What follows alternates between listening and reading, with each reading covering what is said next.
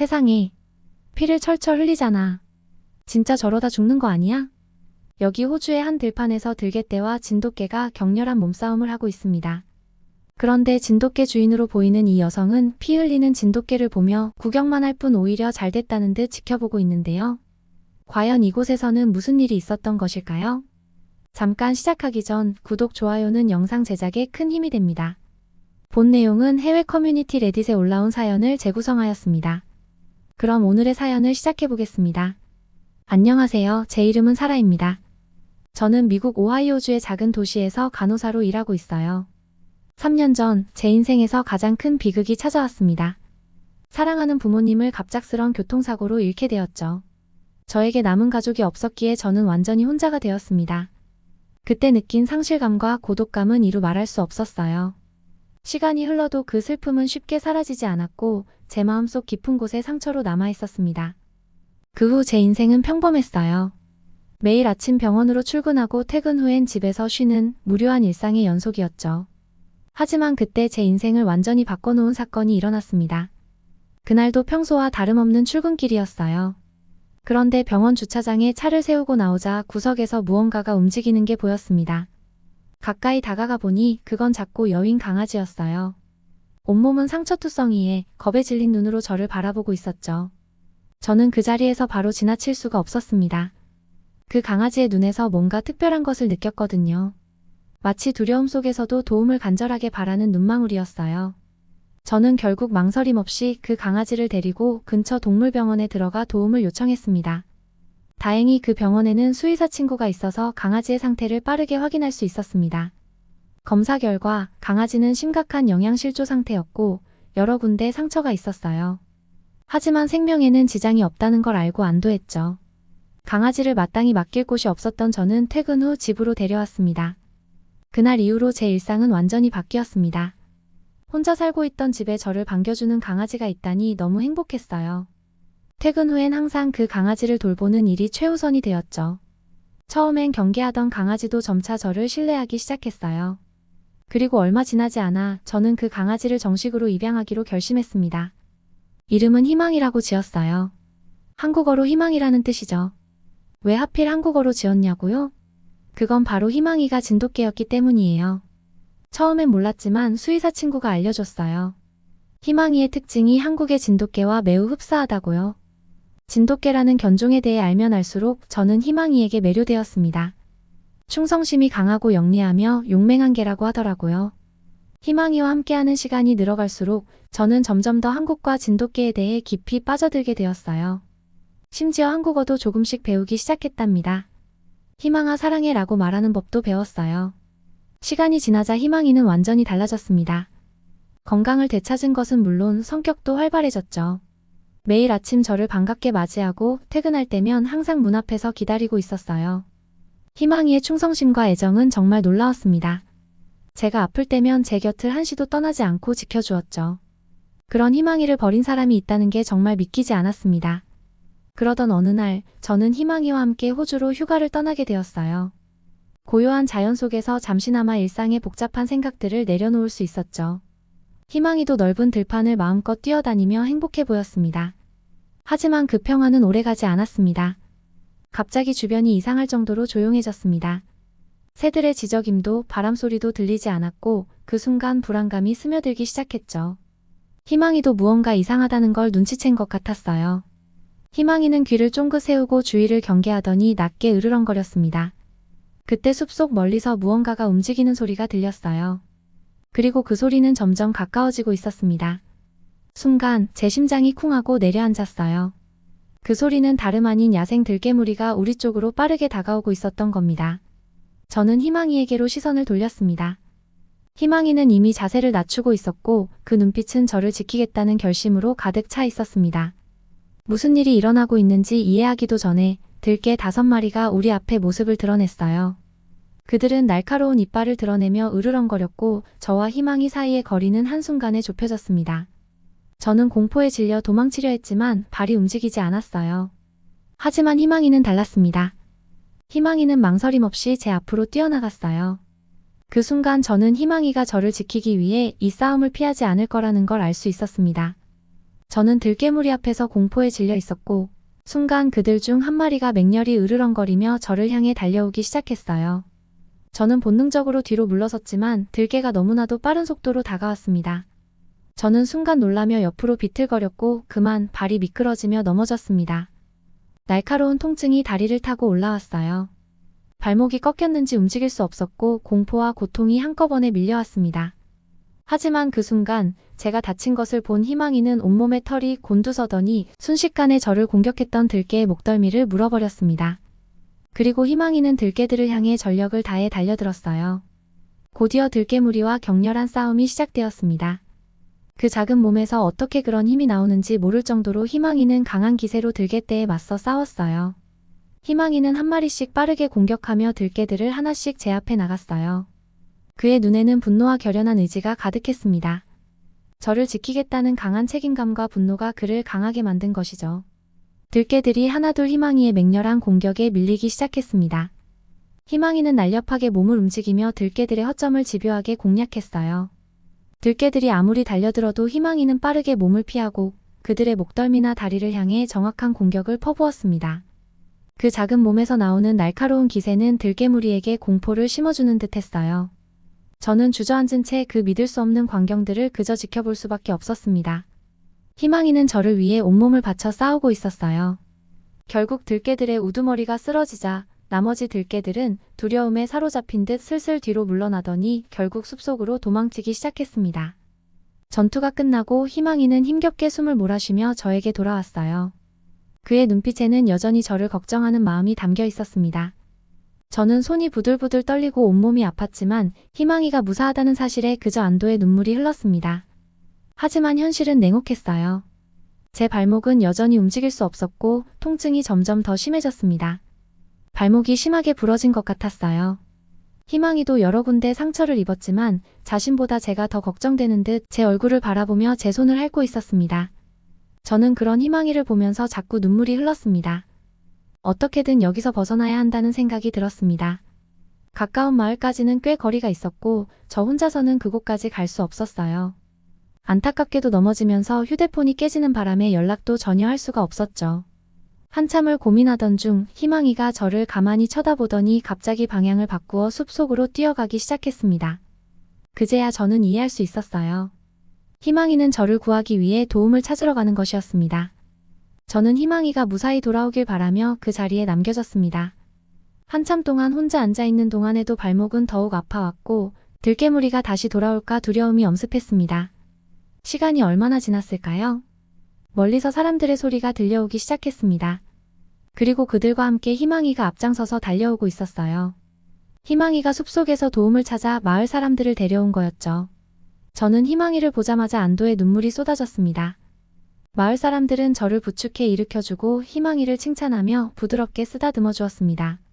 그날 마을 사람들과 함께 병원에 도착한 후 의사는 저의 발목을 확인하고는 발목의 인대가 늘어났다며 몇 주간 깁스를 해야 할 것이라고 했습니다.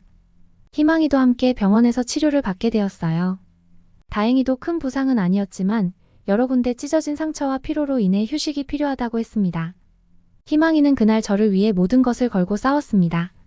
저는 희망이에게 더없이 큰 고마움을 느꼈고 이제는 이 강아지가 나의 삶에서 없어서는 안 될 소중한 존재라는 것을 확신하게 되었습니다. 저는 앞으로도 희망이가 별 탈 없이 저와 함께 계속해서 좋은 추억을 만들 수 있길 바라고 있었습니다. 저와 희망이는 회복을 위해 여행을 마치고 다시 집으로 돌아왔습니다. 저의 발목은 깁스를 한 상태였지만 큰 부상이 아니라는 말에 한결 마음이 가벼워졌어요. 희망이도 병원에서 꼼꼼히 치료를 받았고 몸의 상처는 거의 다 나았지만 여전히 피로한 듯 조용히 제 옆을 지키고 있었습니다. 며칠이 지나고 우리는 다시 일상으로 돌아가고 있었습니다. 희망이와 저는 여전히 함께 산책을 나가곤 했지만 이제는 더 조심하게 되었어요. 특히 인적이 드문 숲 근처는 피하려고 했죠. 희망이는 전과 다르게 산책을 할 때 훨씬 경계심이 높아진 듯 보였습니다. 그의 날카로운 눈빛은 마치 언제라도 무슨 일이 생기면 바로 달려들 준비가 되어 있는 것처럼 느껴졌습니다. 그러던 어느 날 예상치 못한 손님이 우리 집을 찾아왔습니다. 벨이 울리고 문을 열었을 때 저는 깜짝 놀라고 말았어요. 바로 호주에서 제가 위기에 처했을 때 도움을 주었던 제이콥이었습니다. 그는 호주 여행을 왔다가 다친 진돗개가 마을로 들어온 것을 보고 주변에 도움을 청하고 마을 사람들과 함께 저를 구하러 와줬었죠. 저는 그가 저처럼 오하이오주에 살고 있다는 사실만 알았지 이렇게 가까운 곳에 살고 있을 줄은 전혀 몰랐습니다. 제이콥은 자신의 진돗개 이야기를 잠시 들려주었고 그와 같은 견종을 키우는 입장에서 희망이에 대해 더 잘 이해하게 됐다고 말했습니다. 저는 가까운 동네에 저와 같은 진돗개를 키우는 이웃이 있다는 사실을 알고 너무 반가웠어요. 저는 그동안 희망이와 있었던 일들을 얘기하며 웃었고 그는 그날 희망이가 보여준 용맹함에 대해 다시 한번 칭찬하며 사실 저와 희망이에게 중요한 소식을 전하러 왔다고 했습니다. 순간 화기애애했던 분위기가 점점 무거워지고 있었습니다. 그리고 그는 매우 조심스럽게 말을 이어갔습니다. 제가 최근에 희망이에 대한 얘기를 우연히 알게 됐어요. 희망이의 원래 주인이 몇 달 전부터 희망이를 애타게 찾고 있다는 소식을 들었습니다. 알고 보니 그는 미국에 출장 왔다가 희망이를 잃어버렸고 한동안 찾을 수 없어서 다시 한국으로 돌아갔다는 소식이었습니다. 보호소는 최근에야 희망이의 등록 정보를 통해 그의 원래 주인과 연락을 취할 수 있게 되었고 그 주인이 지금 희망이를 만나기 위해 미국에 온다는 소식이었습니다. 그 말을 듣는 순간 저는 충격과 혼란스러움에 휩싸였습니다. 희망이는 이제 저의 가족이고 저를 구해준 영웅인데 그를 원래 주인에게 돌려보내야 한다니 믿기지 않았습니다. 하지만 동시에 희망이가 본래부터 사랑받던 반려견이었고 그의 주인이 그리워하며 찾고 있었다는 사실에 마음이 복잡해졌어요. 희망이는 무언가를 눈치챘는지 제 옆에서 조용히 앉아 저를 바라보고 있었습니다. 며칠 후 희망이의 원래 주인인 민혁이 미국에 도착했습니다. 저는 이 만남이 어떻게 흘러갈지 예상할 수 없었지만 희망이를 주인에게 보내줘야 한다는 생각에 걱정이 되었습니다. 민혁은 한국에서 희망이를 어릴 때부터 키웠고 그동안 잃어버린 희망이를 찾기 위해 많은 노력을 기울였다고 했어요. 그는 희망이를 잃은 후 엄청난 슬픔을 겪었고 다시 만나기만을 간절히 바라고 있었죠. 그리고 마침내 그날이 찾아왔습니다. 민혁과의 만남은 예상보다 훨씬 감정적이었어요. 희망이는 주인을 알아본 듯 그를 향해 달려가며 꼬리를 흔들었고 민혁은 희망이를 꼭 끌어안으며 눈물을 흘렸습니다. 민혁과의 만남 이후 저는 하루하루가 더욱 무거워졌습니다. 희망이가 원래 주인을 알아보고 기쁘게 뛰어가는 모습을 보며 그와의 이별이 현실로 다가왔다는 걸 느꼈죠. 제 마음속에는 복잡한 감정이 얽혀 있었습니다. 희망이가 민혁과 함께하는 것이 맞다는 걸 알면서도 그동안 저와 함께 지내온 시간들이 너무나도 소중했기 때문입니다. 아마도 짧은 시간 동안 너무 정이 들었나 봅니다. 며칠이 지나고 저는 희망이와 함께 앉아 조용히 생각에 잠겼습니다. 희망이도 마치 무언가를 느끼고 있는 것처럼 제 옆에 앉아 묵묵히 저를 바라보고 있었어요. 우리는 아무 말도 하지 않았지만 서로의 마음은 이미 알고 있는 듯한 느낌이었습니다. 희망이는 제 눈빛만 봐도 모든 걸 알고 있을 만큼 이미 가까운 가족이 되어버린 상태였습니다. 하지만 제가 이렇게 슬픈 만큼 원래 주인의 마음은 더 많이 아프다는 것을 알기에 마침내 저는 결정을 내려야 할 때가 되었습니다. 민혁이 다시 만나러 오기로 한 날, 저는 그를 만나기 전에 마음을 정리했습니다.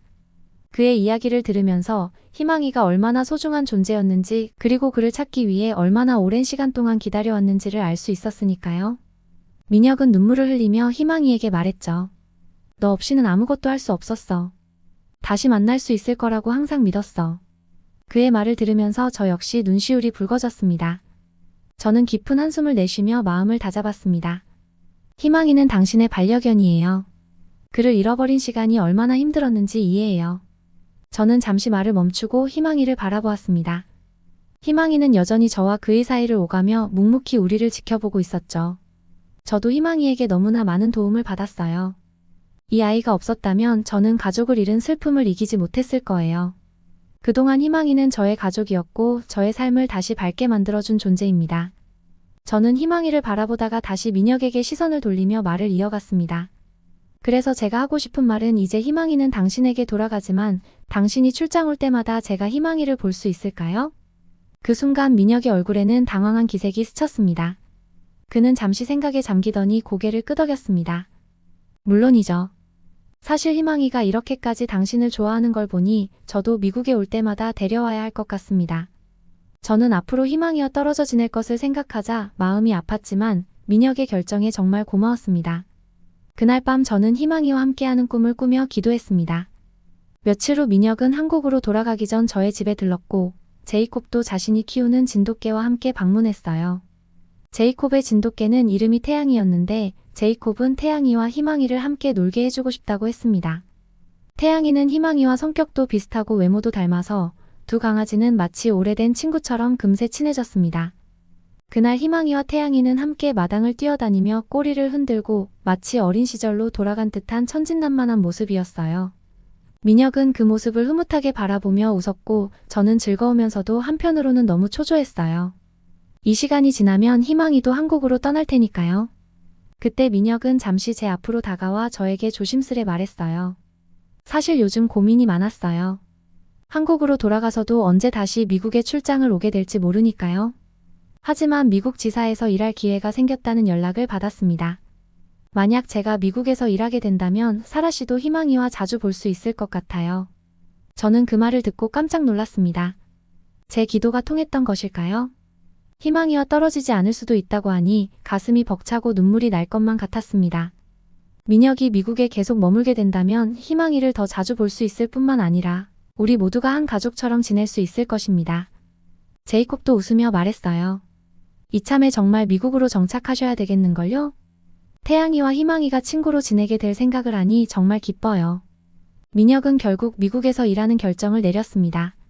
한국으로 돌아가지 않고 미국 지사로 발령이 나면서 미국에 정착하기로 한 것이죠.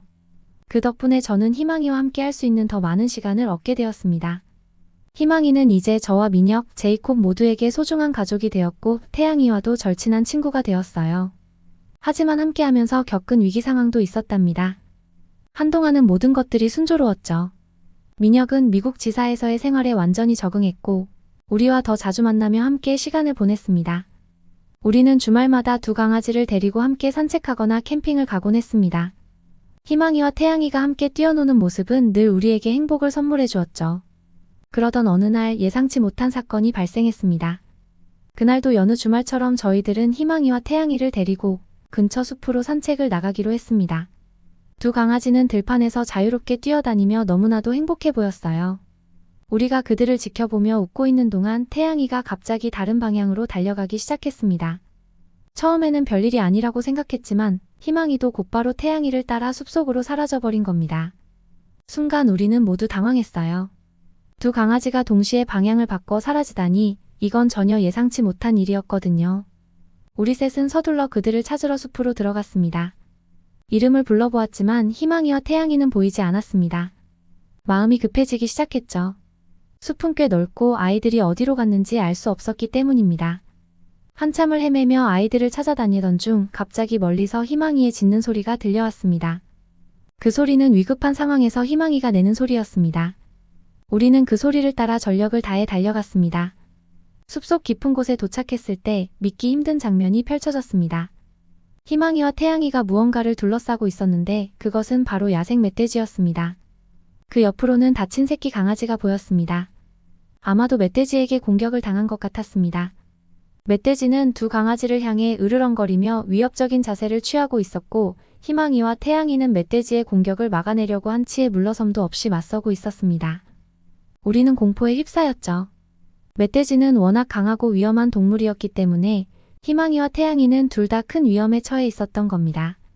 저는 그 자리에 얼어붙어 가슴만 졸이고 있었지만 제이콥은 멀리서 멧돼지의 주의를 끌기 위해 온몸을 흔들며 큰 소리로 외쳤습니다. 그제야 멧돼지는 제이콥 쪽으로 시선을 돌렸습니다. 그 순간 희망이와 태양이가 동시에 멧돼지의 측면을 물어 재빠르게 공격했죠. 멧돼지는 깜짝 놀란 듯 후퇴하기 시작했고 결국 겁을 먹고 숲속으로 도망쳤습니다.